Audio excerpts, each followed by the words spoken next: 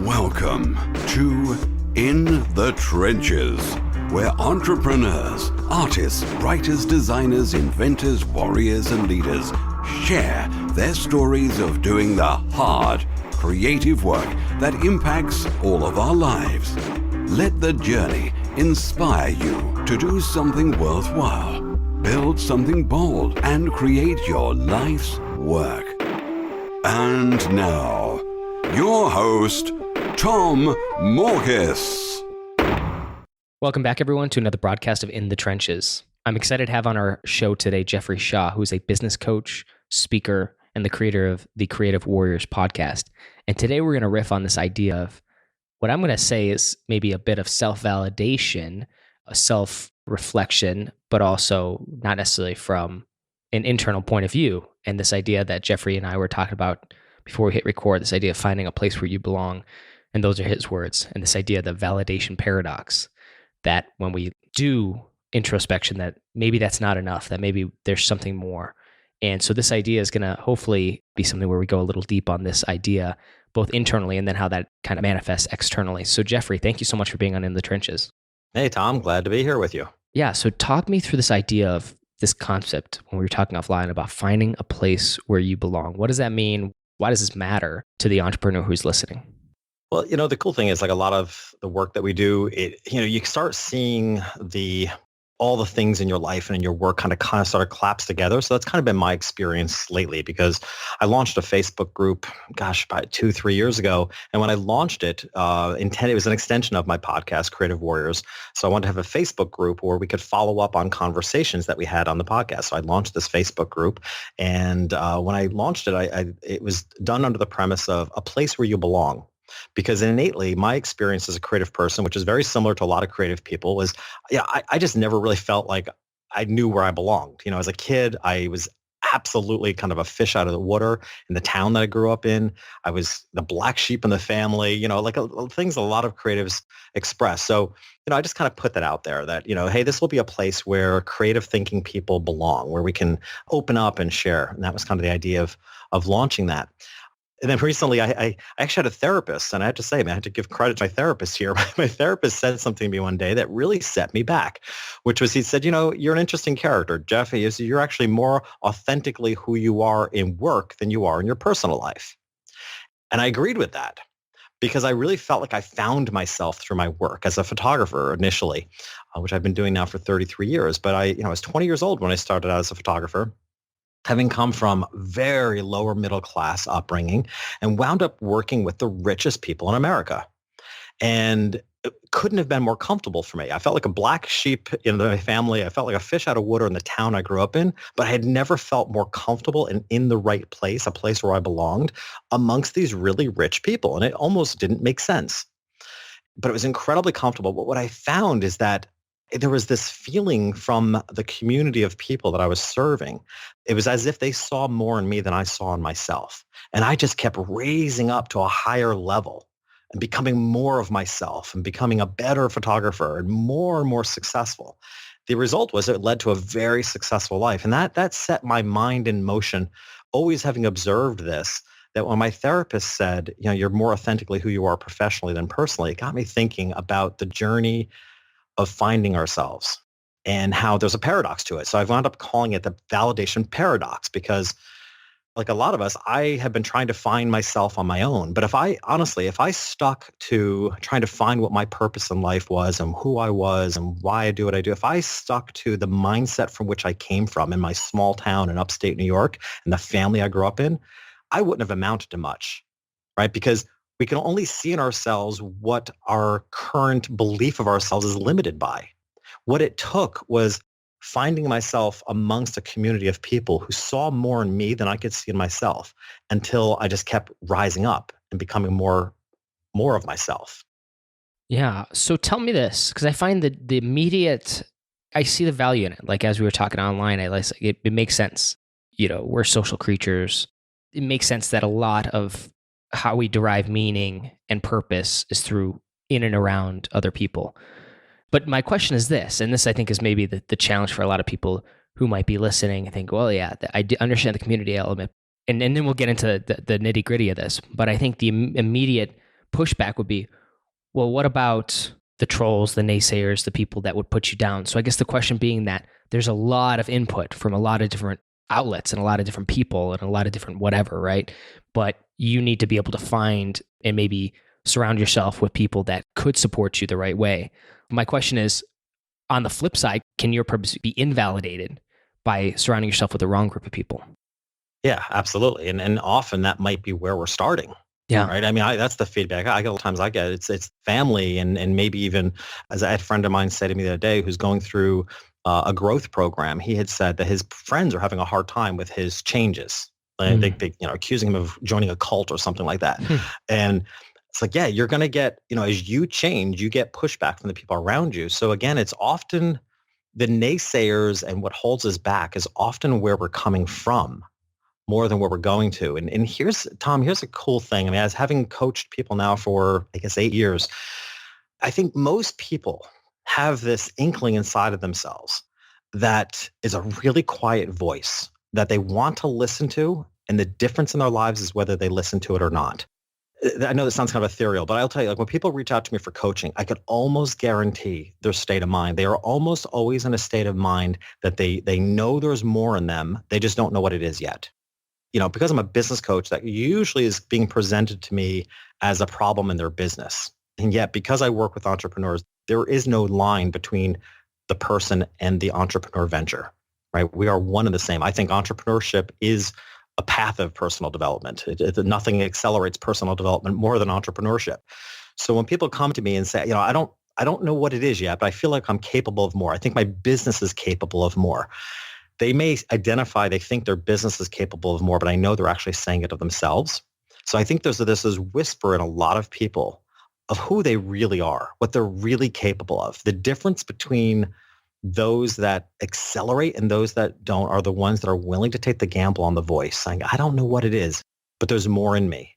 And those are the ones that step out of the shell or the environment, despite the naysaying that they're coming from, with what I refer to as the sense of a possible self. Like you may not know exactly what you're capable of, but you're willing to gamble in the idea there's more in you. And you find whether it's a market area for your business or it is a peer group for who you are, you're willing to take the risk and put yourself in the company of other people who start reflecting back to you remarkable things about yourself that you may not have seen in yourself yet. And then that's when you begin to expand. Okay, so how do we find these people? And that I think is probably going to be the ultimate challenge, right? Or at least one of them. Yeah, and I don't know there's a direct path yet. Boy, I would love to give you one. For me, my story is, I truly grew up lower middle class. And maybe this is a root of it, is looking at what you value. And my biggest challenge when I started out as a photographer at 20 years old, I went back to my hometown.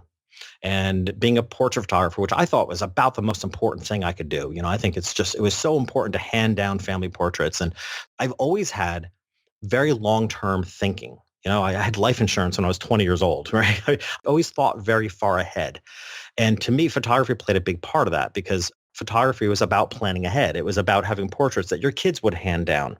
The struggle was no one in my hometown would pay my prices, which were high for the area, but were a fraction of what I ultimately wound up charging people when I moved my business, which was interesting. But for the area, it seemed like a lot of money. And what I learned after 2 years of struggling is that I could not see a community who couldn't see past paying their rent or mortgage that month. I couldn't get them to see long term. It just wasn't in the mindset. And then I started looking at my own family. My father died right after I went into business at 20 years old. I was 20, he was 52, and he passed away suddenly. No life insurance, no will, nothing that I had already had it as a 20-year-old. Like I was already planning for the future, and here my 52-year-old father was dying and had no plans for the future. And I realized that in a culture of people who are barely getting by, they don't think long term. So for me, that became a very logical question for me. Like, well, then who does? Who can think long term? And I just realized, well, people with money. People with money are able to think long term. They're saving and planning on their kids' education from the day that child is born, if not before. They always have the right insurances to plan for their future, for security of what they've built financially. They love portrait photography because it's all about recording the family and handing it down. So to me, I found where I belonged, and maybe this is the path for others as well, is to identify what you value the most and who also values that. To me, that led me to the community of where I felt like I belonged. Yeah, and I get that. I mean, it makes sense from a even a biological perspective in some ways that we'd be attracted to whatever those things that by nature we're attracted to, that maybe we should consider, gravitating toward them because there's some sort of inkling. Maybe there's always like caveats to that point, but if there's this deeper desire of like to do something, then yeah, maybe it makes sense to move toward that type of group because that's the only place where you would have some sort of in crowd. Otherwise, it's like you're, I don't know, fighting this monster, whatever it is in your life, whatever you're trying to accomplish by yourself, which isn't healthy or useful and probably not going to be successful doing it. So I think it makes sense to gravitate toward people that are doing the things that you want to be doing. Would you say that's about right? Yeah, I mean, I was so struck recently, this idea already kind of implanted in my head and this idea of the validation paradox that I'm developing into a TED Talk. I was so struck recently watching the Tony Awards. And probably no one else but me noticed because it was so on my mind. Performer after performer stood up on the stage and thanked not only their agents and the logical people, but time and time again, they thanked their peers. They thanked the community of fellow performers. They mentioned how they grew up in a small town in the Midwest where they felt like the outcast. They were trying to do school plays. You can imagine that kid in a small town in the Midwest and school plays, feeling different than everybody around them and not having an avenue to express themselves.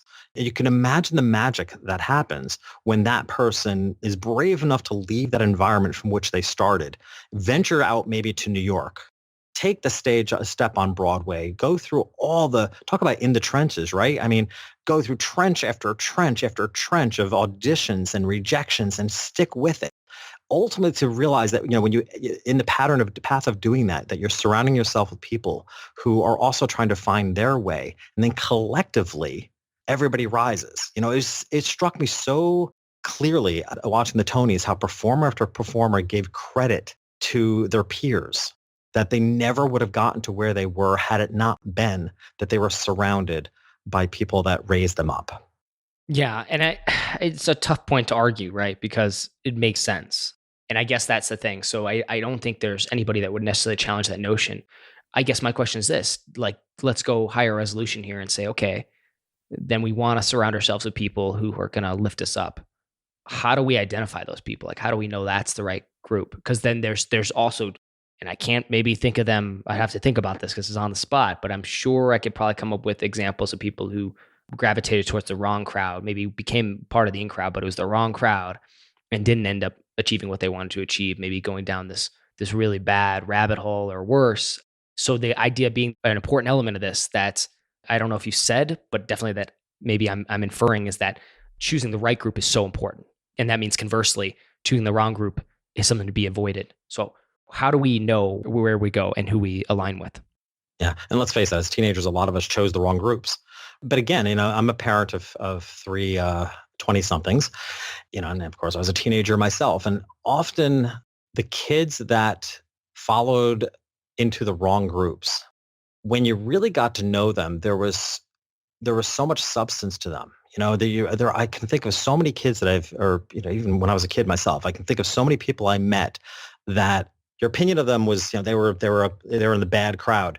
But you realize they were in the bad crowd because they were kind of lost in trying to find the right crowd, that there actually was a lot more to them. So I referred recently or earlier to that the idea of a whisper. That's the brave move is, are you willing to listen to what is guiding you? And I'm a spiritual person, but I don't follow any particular religion. I just want to, say that. So when I speak of, what's guiding you, I mean, everybody's going to have their own opinion on what that means. For a long time, I've been saying as a business coach that when I really look at the difference between where people are and where they end up, what closes that gap is their willingness to own who they are. That sounds so simple in a way, and it sounds kind of ethereal, but it's practical as well. But I will tell you, as a business coach, the difference between where people start and where they end up is how much they're willing to own who they are. And you know what? If you're quirky, if you're unusual, whatever it is, it's your ability to own that and be more of yourself that becomes magnetic and, in a practical sense, brandable, right? I mean, today's world, everything's so noisy that our strategy is to stand out, right? So how do you stand out? And it's not always about being different. And I think this plays into finding your own crowd. And I think that's where maybe teenagers and some people get lost, is that when they're trying to find that where they belong, they're looking for different. What I look for with my coaching clients is, what's your different perspective? I'm not saying you have to be different with body piercings and purple hair, but what is your different perspective? Like, how do you look at life differently than anybody else? How do you look at, I work with a lot of photographers. So you might be one of 20 photographers in your town. Everyone can succeed if you can tap into, like, what is your unique perspective? Like, what makes you a photographer and how is that different than anybody else? So I think if you understand your perspective, you can also then start to identify people that share a similar perspective. Yeah, I like this idea of, I think you said the word own, like Mhm. if you own who you are. Yeah. So what does ownership mean? To me, it's about stopping apologizing. I mean, we so often apologize for who we are. And that's what makes people interesting, but it's really hard to see that from the inside. It is, and I get it. I've had my share of growth challenges. I mean, I suffered from terrible shyness until my mid-20s, ironically, because I chose photography as a path in life because, especially in the day of dark rooms, photography was a very isolating field. There would be a camera between me and the world that I was photographing, or I'd be in the dark room. What I didn't expect, and I hear this from a lot of authors that I interview on Creative Warriors, a lot of times we introverts and shy people, we choose professions that keep us reclusive, but then we become successful at it. Like, we don't expect that. I didn't see that coming, and that's what happened to me. It's like I went away to photography school, and then I started getting handed all these accolades and awards and scholarships. Next thing I knew, I was spending a fair amount of time on stages thanking people, and then ultimately, giving graduation speeches and things like that. I didn't expect that because I chose it as a profession to be reclusive. I've watched a lot of interviews with people like Oprah and, these outstanding individuals. And a common denominator in a lot of people that have achieved great things is they will, and this is challenging, this is really challenging for a lot of people to admit to or to get to. But if you listen to a lot of really high achievers, they will say that even from a young age, they knew there was something special about themselves.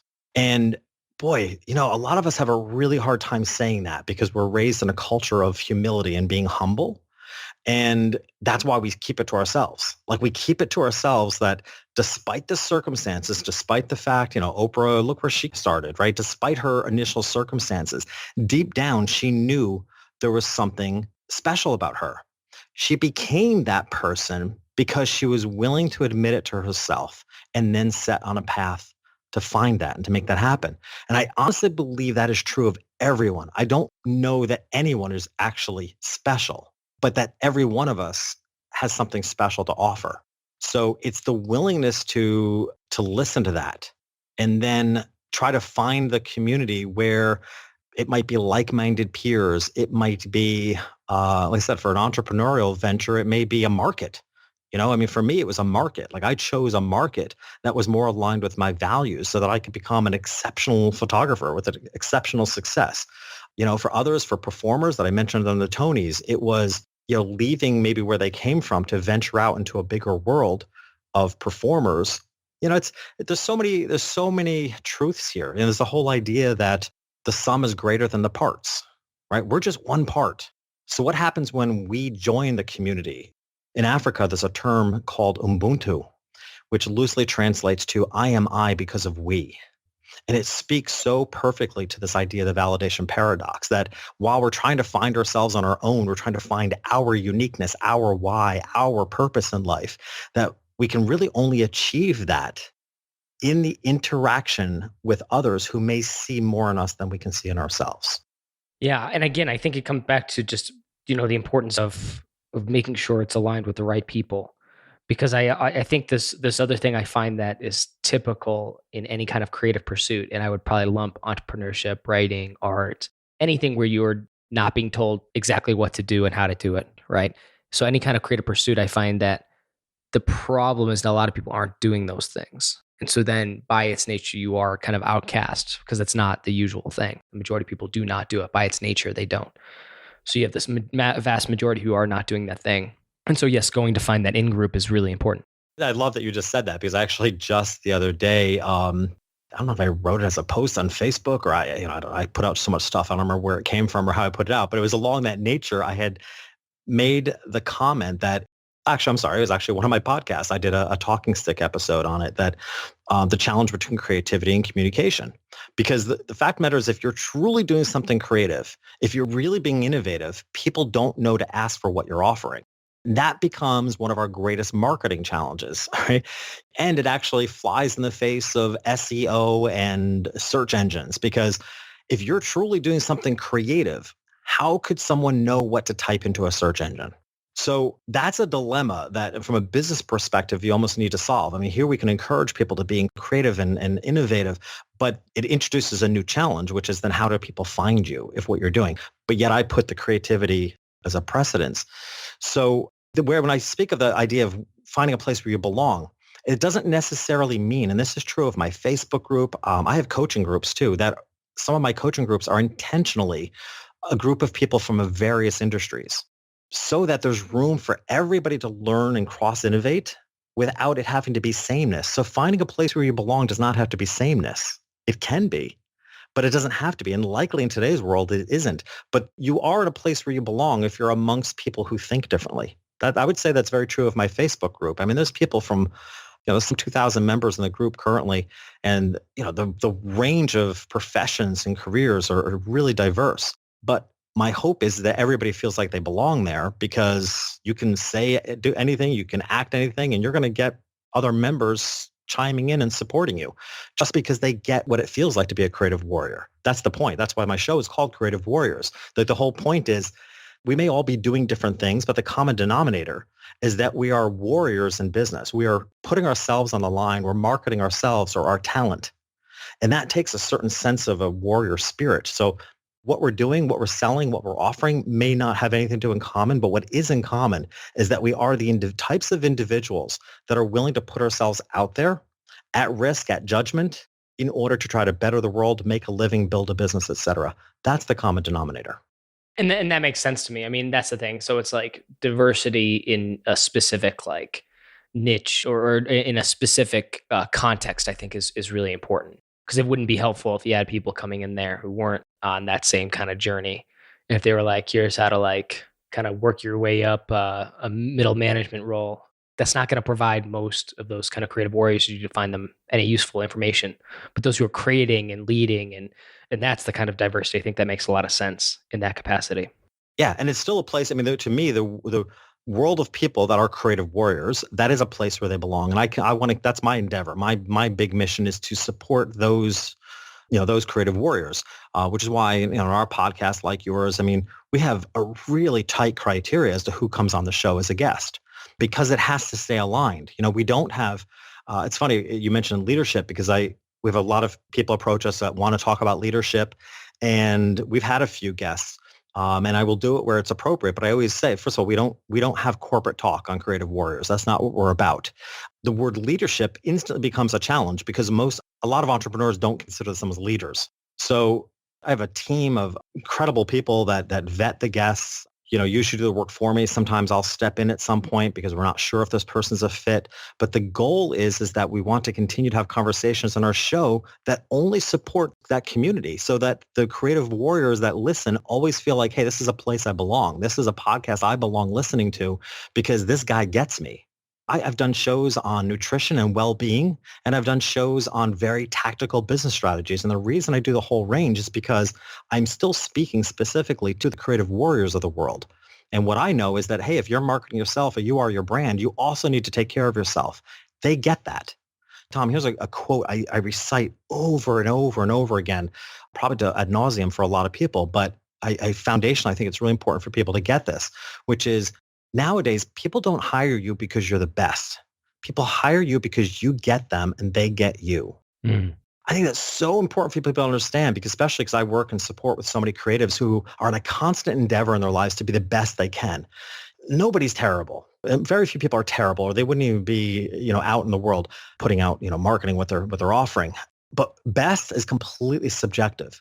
I love the fact that nowadays I think there's much more of an energetic interaction between we humans, and whether it's businesses to consumers or people to people, it's a much more energetic quality where we make decisions on a daily basis. Even think of yourself. I know who I am as a consumer. I make decisions on a daily basis what businesses I'm willing to do business with and those that I'm not. Maybe because we don't share political views, right? I mean, there are businesses that I have dropped doing business with, Uber being one of them, because I don't like the political views, right? And I don't want my money to go to places that I don't think are in support of my values. Clearly, there are millions of people that feel that way too, because if a business portrays themselves in a way that millions of people don't agree with, millions of people stop using that business instantly. We see this more and more often today, which is why transparency and integrity is so important in business. So that being said, what people want more than anything, I believe, the sense that they're seen and heard, like somebody gets them. That's what we want in our personal lives. We want to partner with somebody who we feel like that person gets us. We also want to do business with people that we feel like, wow, that business gets me. They get my mindset. And again, even from a business to consumer, it's like customers want to feel like this is where I belong. I belong doing business with this business because they get me. Yeah, that's definitely one, I guess, approach to it. And I guess the other thing too, though, is depending on how people want to carve that out and unpack that, I think it's also important to not forget that business is also just commerce and trade. And that I think that's the great connector. So that, even though we have like this, I think, political polarization, probably more than ever because of, all sorts of different factors. But I think to myself, like, that's one thing I think that is beautiful about just commerce and business, because you can kind of totally ignore that if you want. And I think that it begs the question why companies would ever politically align one way or another. Because I find that the most offensive thing personally. I think on a one-to-one case, like coaching, client consulting, that kind of stuff, maybe there should be more personality included. But I find it just horrible business for these bigger companies to say, here's my morality, when in reality they should be saying, here's how I can improve your life and you live your life however you want. Not that we need, I don't know, going down that direction, you can riff on that if you'd like, but I just think that's an important thing too, is I definitely see where you're coming from, but I also think that it's important for others to say like, hey, it's okay for you to do business with whoever you choose. And you can choose to not do business with certain people if you don't like how they're aligned. But do understand that I think commerce is a beautiful thing, because that's the thing that creates alliances and creates peace is trade and is commerce. I think it's a beautiful thing. And so to not get brought into this polarization of politics when, hey, maybe this business just creates a really great product. And insofar as like they're not projecting, what my morality should be, I'm very comfortable doing business with just about anybody. Yeah, I agree with you on some level and not on others. I mean, I agree with you. I'm obviously a big fan of commerce. And I think sometimes business should just be that cut and dry, especially, when you're buying commodities. First of all, I think as we're seeing, it is just in this world of social media and transparency, and it is hard for the points of view of almost any CEO not to be known. We've seen some pretty big companies be greatly affected by stupid things that come out of a CEO's mouth, but understand that you're under a microscope all the time. It's pretty hard in today's world. Same thing in politics. It's shocking sometimes. You think, how does someone not know that that's going to be picked up? I mean, it's the stupidity and the things that some people say. It's like, how do you think that that's not going to be picked up in today's world of social media and fast communications? So, it's hard to think otherwise. The other side is I do like transparency. I'll give you a real quick example, as far as commerce. A while back, when my kids were young, I started investing in their education. I was investing in mutual funds and trusting my money to a stockbroker to invest in these mutual funds. And I'm not a guy that reads every report that comes in, and I don't pay a whole lot of attention to it. But at some point, and I don't remember what the circumstances were, but I wound up taking note of the various stocks that made up this mutual fund. And I have to say, I was appalled at the companies that I was investing in and investing in my children's education, tobacco companies, gun companies. I looked at this like, there's something that feels really wrong here, that I'm investing in my children's education that are against morals and values by which I'm raising them. Right? I'm raising them to hopefully not be smokers, to be peace-oriented, to be nonviolent. And yet my money is going towards things that are in support of these. And I called it out to my stockbroker. I said, I can't do this. This is a conflict here.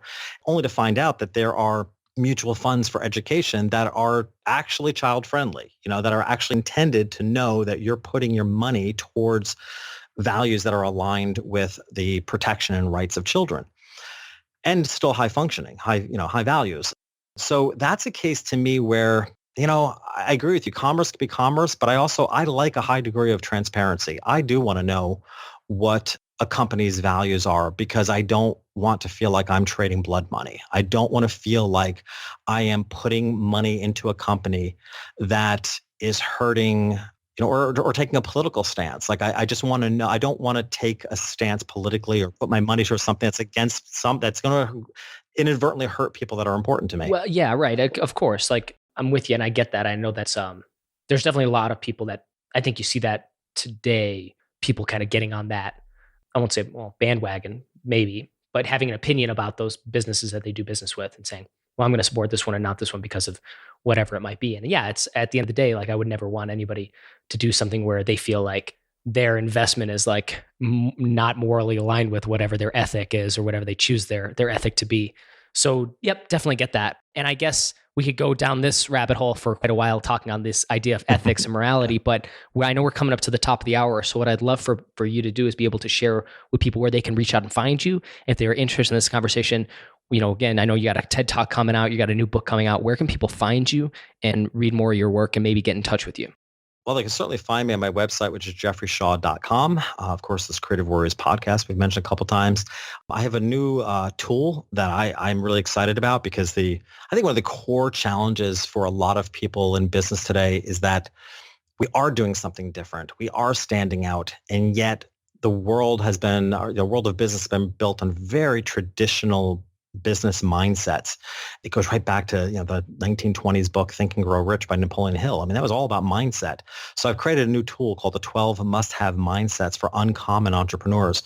The thing that I've always been told that the people get the most out of me is that I tend to turn things upside down and give them a different perspective that has ultimately really helped them a lot. And that's what this collections tool is. It's 12 mindsets that I think will turn people's thinking upside down to think, wow, I never thought to look at it that way. And it's things about marketing and service and entrepreneurship and success. So your folks can get that at musthavemindsets.com.